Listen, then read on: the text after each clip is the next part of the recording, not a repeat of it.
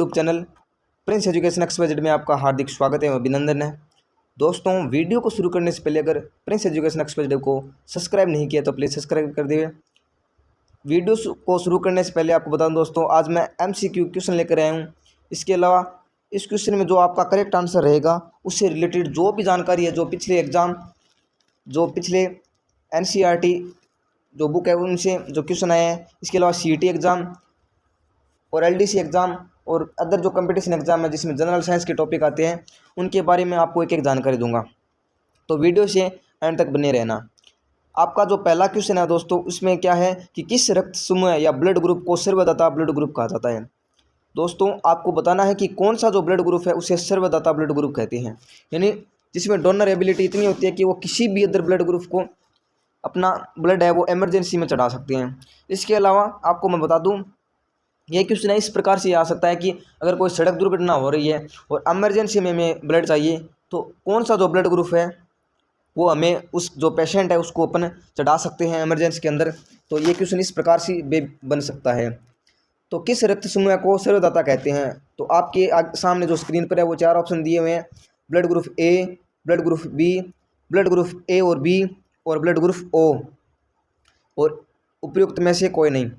तो आपका जो करेक्ट आंसर है वो है दोस्तों blood group O। Blood group O है, उसे सर्वदाता ब्लड ग्रुप कहा जाता है।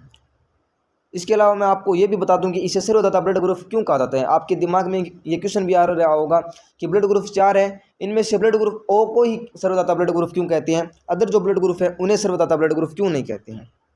तो ये जानकारी आपको आगे हमारे जो की पॉइंट दिया है उसमें आपको मिलेगी, ठीक है। O को सार्वभौमिक रक्तदाता कहा जाता है, यह बात आपको ध्यान में है। इसके अलावा सकारात्मक रक्त समूह वाले किसी व्यक्ति को नकारात्मक समूह वाला रक्त ब्लड या दान करना संभव नहीं है, यानी ब्लड ग्रुप अगर पॉजिटिव है तो किसी नेगेटिव ब्लड ग्रुप वाले व्यक्ति या पेशेंट को अपन वो ब्लड डोनेट नहीं कर सकते हैं, क्योंकि इनमें जो एंटीजन पाया जाता है वो अलग अलग प्रकार का पाया जाता है, ठीक है।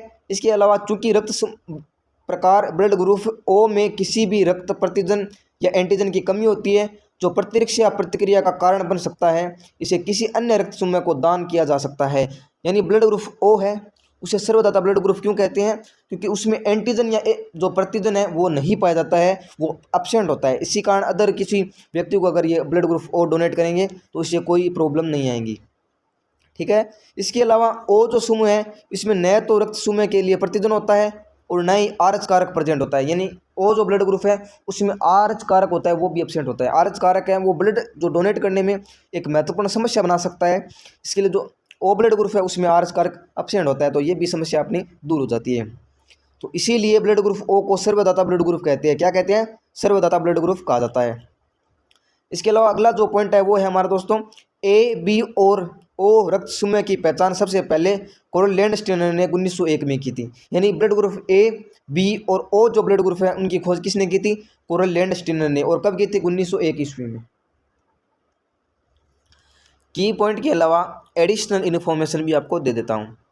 AB पॉजिटिव रक्त समूह एक सार्वभौमिक स्वीकर्ता कहा जाता है, यानी अपन जो AB ब्लड ग्रुप है वो किसी अदर ग्रुप से भी ब्लड ले सकता है, इसे सर्वग्राही ब्लड ग्रुप कहा जाता है। यह किसी भी प्रकार के रक्त के दाता से लाल रक्त कोशिकाओं को प्राप्त कर सकता है, यानी लाल जो रक्त कणिकाएं हैं जिसे RBC कहते हैं उसे प्राप्त कर सकता है, क्योंकि इसमें A, B या RH के लिए कोई रक्त एंटीजन नहीं होता है।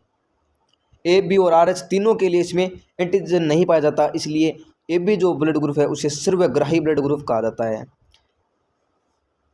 डन दोस्तों। इसके अलावा प्रतिजन A और एंटीबॉडी B दोनों समूह A में है।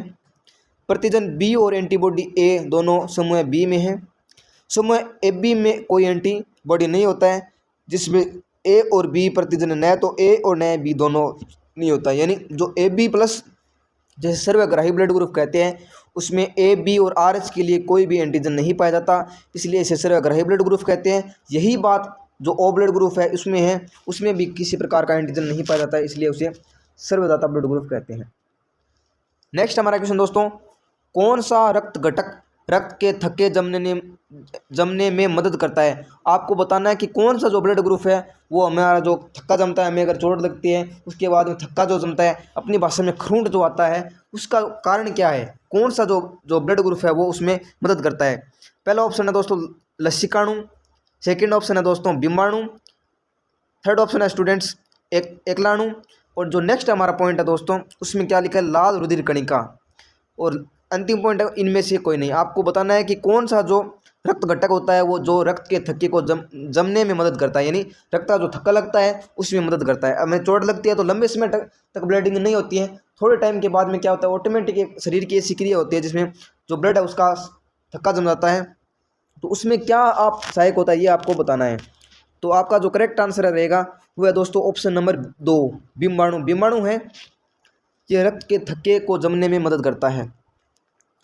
अब आपको मैं इससे रिलेटेड अवधारणा, की पॉइंट और जनरल जो इन्फॉर्मेशन है वो भी आपको दूंगा। मैंने आपको बताया था वीडियो को शुरू किया था उससे पहले कि मैं जो भी पॉइंट आएगा उससे रिलेटेड जो पिछले जो एग्ज़ाम थे उनसे रिलेटेड जो इंपॉर्टेंट जो इन्फॉर्मेशन है वो भी आपको मैं साथ साथ में देता रहूँगा। अवधारणा क्या है, रुधिर मनुष्यों और अन्य जंतुओं में शरीर द्रव्य है। ये क्या है, द्रव्य है, लिक्विड अवस्था में पाया जाता है ब्लड, ये आपको पता है, जो कोशिकाओं को पोषक तत्व और ऑक्सीजन जैसे आवश्यक पदार्थ पहुंचाता है और उपापचय अपशिष्ट उत्पादों को उन्हीं कोशिकाओं से दूर ले जाता है।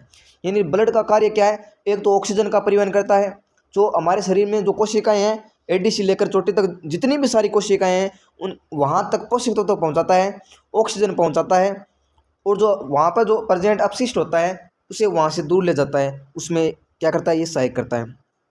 इसके अलावा मानव रुधिर कोशिकाओं और रुधिर प्लाज्मा से बना होता है, यह भी बात आपको ध्यान होती है, ठीक है। इसके अलावा स्कंदक एक महत्वपूर्ण जैविक प्रक्रिया है क्योंकि यह रुधिर के रक्तस्राव को रोकती है। स्कंदक है जो रक्त का थक्का जमता है, वो बहुत इंपॉर्टेंट चीज़ है, ठीक है।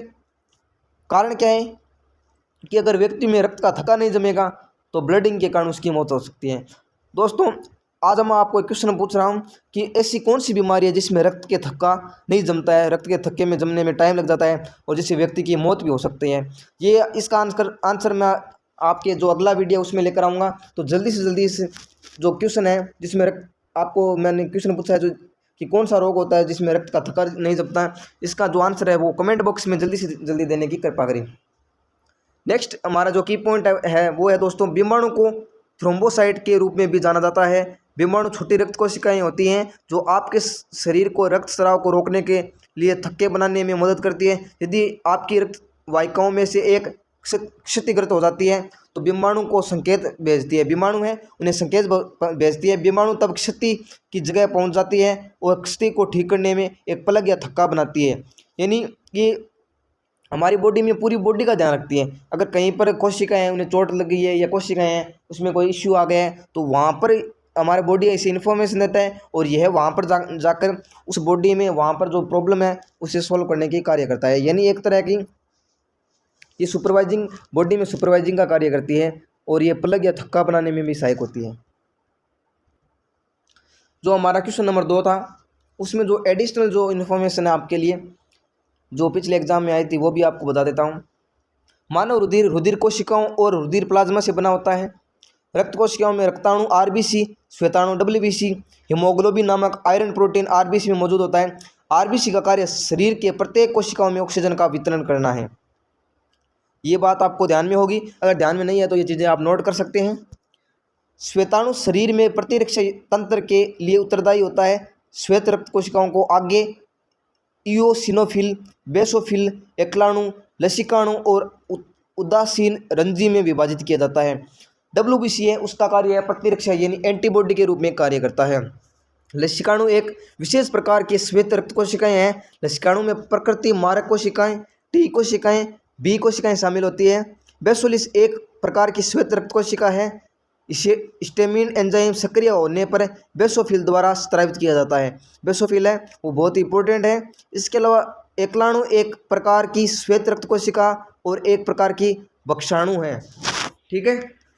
तो आरबीसी है वो क्या है, ऑक्सीजन परिवहन में सहायक होता है और डब्ल्यूबीसी है वो प्रतिरक्षा तंत्र के रूप में कार्य करता है। ये आपको बातें ध्यान में रखनी है क्योंकि ये बातें एग्जाम में पूछी जाती है। इसके छोटे छोटे क्वेश्चन बनते हैं कि कौन सी कोशिका है जिसमें आरबीसी जैसे कौन सी कोशिका है वो ऑक्सीजन परिवहन में सहायक होती है, ठीक है। शरीर में कौन सी कोशिकाएं हैं जहाँ क्षति पहुंचने पर वो जाती है और वहाँ पर क्षतिग्रस्त जो भाग होते हैं उसे रिकवर करने में सहायक होती है। ये चीज़ें आपको क्वेश्चन में, छोटे छोटे क्वेश्चन में ये पूछ सकते हैं, तो आपको सारी बातें ध्यान में रखती हैं।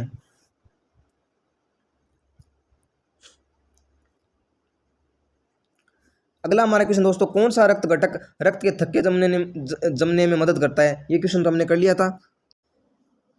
नेक्स्ट हमारा क्वेश्चन दोस्तों, आमतौर पर हृदय की धड़कन की दर खालिस्तान के रूप में मापी जाती है। आपको बताना है कि जो हृदय की दर है, धड़कन की दर है, वो किस में मापी जाती है?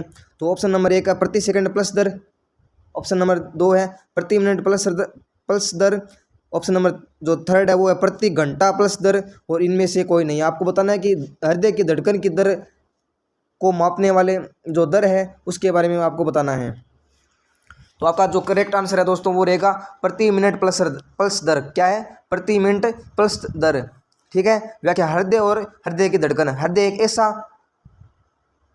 अंग है जो रक्त के परिवहन के लिए एक पंप के रूप में कार्य करने के लिए लगातार धड़कता है। हृदय है वो हमारी बॉडी में एक पंप के रूप में कार्य करता है। दिल की धड़कन रुक जाएगी तो हम मर जाएंगे। ठीक है, क्योंकि हमारे शरीर में अगर दिल की धड़कन रुक जाएगी तो ब्लड पंपिंग नहीं होगी, जिससे हमारे शरीर में जो ऑक्सीजन है उसका परिवहन नहीं होगा, जिससे कंटिन्यू ये प्रॉब्लम रहने पर व्यक्ति की मौत हो जाएगी। हृदय के कक्षकों की दीवारों मांसपेशियों से बनी होती है।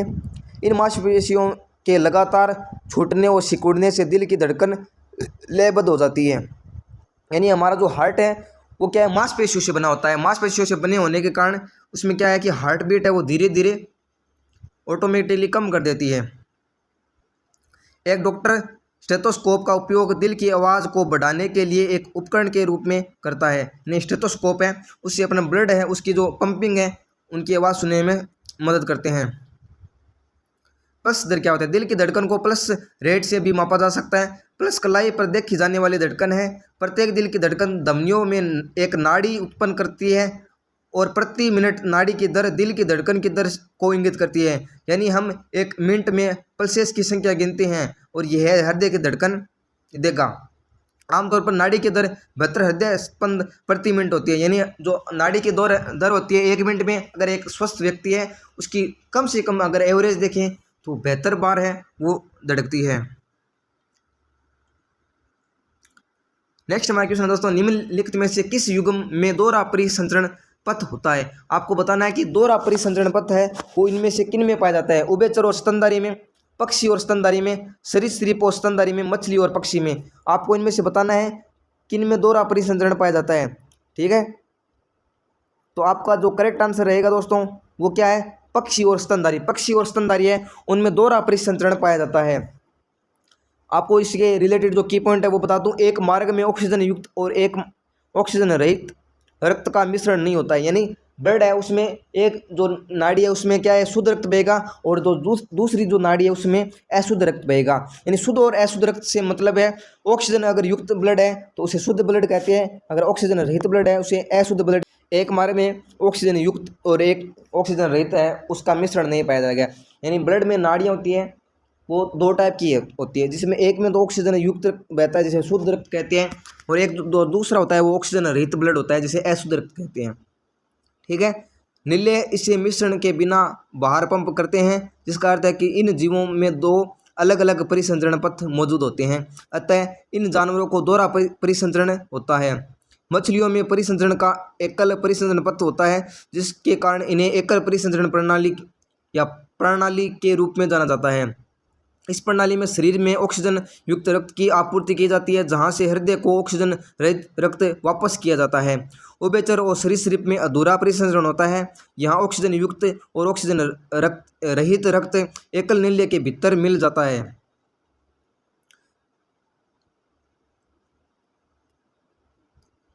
एडिशनल इन्फॉर्मेशन है परिसंचरण और हृदय के प्रकार। पात्र हृदय का कक्ष जो मछली है उनमें 2 होता है, उभयचर है उनमें 3 कक्षक होता है, जो सरीसृप है उसमें हृदय कक्ष की संख्या 3 होती है, मगरमच्छ है उसमें 4 होती है, एविज है उसमें 4 होती है, और स्तनधारी है उसमें कक्ष की संख्या 4 होती है। इसके अलावा अलिंद है जो मछलियाँ उनमें संख्या 1 होती है, उभयचर है उनमें संख्या 2 होती है अलिंद की, सरीसृप है उसमें जो अलिंद है उसकी संख्या 2 होती है, और मगरमच्छ है उसमें जो अलिंद है उसकी संख्या दो होती है। एवीज और स्तनधारी उसमें अलिंद की संख्या दो दो होती है। नीले है तो मछलियाँ हैं उसमें एक होता है। उभयचर है उसमें एक नीले होता है। सरीसृप है उसमें भी एक नीले होता है। मगरमच्छ, एवीज और जो स्तनधारी है उसमें दो दो नीले पाए जाते हैं। परिसंचरण का प्रकार, जो मछलियाँ हैं उनमें एकल परिसंचरण पाया जाता है। जो उभयचर है उसमें संकरणकालीन दोहरा परिसंचरण पाया जाता है। सरीसृप है उसमें संक्रमणकालीन दोहरा परिसंचरण पाया जाता है। मगरमच्छ है उसमें दोहरा परिसंचरण पाया जाता है। एवीज जो और स्तनधारी है उसमें भी दोहरा परिसंचरण पाया जाता है। ये एडिशनल जानकारी थी जिसमें आपको कौन सा ब्लड ग्रुप है, उनमें कितने नीले हैं, कितने आलिंद है और कौन किस प्रकार उसमें से जो जो ब्लड परिसंचरण पाया जाता है, जो रक्त परिसंचरण पाया जाता है, वो आपको मैंने बताया है। नेक्स्ट हमारा क्वेश्चन दोस्तों, किस रक्त समूह में एंटीबॉडी नहीं होता है? आपको बताना है कौन से दो रक्त समूह उसमें एंटीबॉडी नहीं होता है। ए, ओ, ए बी और बी। आपका जो करेक्ट आंसर है वह दोस्तों ए बी ब्लड ग्रुप है, उसमें एंटीजन नहीं होता है। आपको की पॉइंट बता दूं, ए बी एक प्रकार का रक्त दुर्बल है। यह 5% से कम आबादी में पाया जाता है। ए बी ब्लड ग्रुप है वो 5% से कम लोगों में पाया जाता है और यह रक्त प्रकार का नवीनतम है। 10 या 12 शताब्दी पहले तक ए बी रक्त प्रकार बहुत ही कम, बिल्कुल नहीं था। ऐसा इसलिए क्योंकि टाइप